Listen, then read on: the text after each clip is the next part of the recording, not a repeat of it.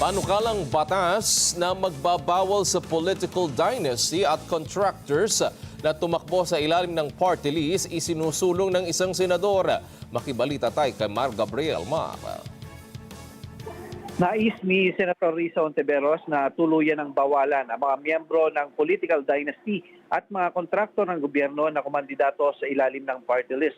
Ito ay sa pamamagitan ng inihain niyang Senate Bill 1656 na mag-aamyenda sa party list system. Ayon sa Senadora, layo ng panukalang batas na maibalik sa mga ordinaryong mamamayan ang boses sa pamamagitan ng party list system at huwag itong maabuso ng mga political dynasty upang makabalik sa kapangyarihan.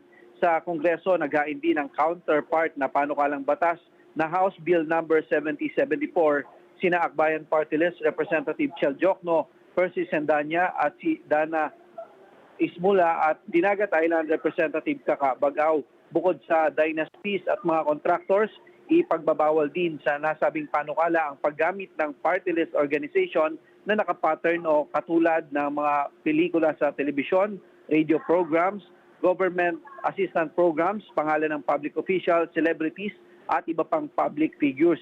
Ito ay para masiguro na ang sistema ay mananatiling nakafocus sa tunay na sectoral representation.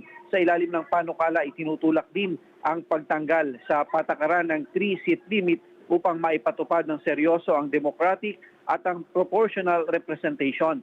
Sa datos ng Philippine Center for Investigative Journalism, lumalabas na 66% ng party list sa 19th Congress ay may isang nominee mula sa kilalang political dynasty. Lumalabas din sa pagdinig sa anomalya sa flood control project na may mga party list representative na direktang nakikinabang bilang mga kontraktor sa mga proyekto ng gobyerno.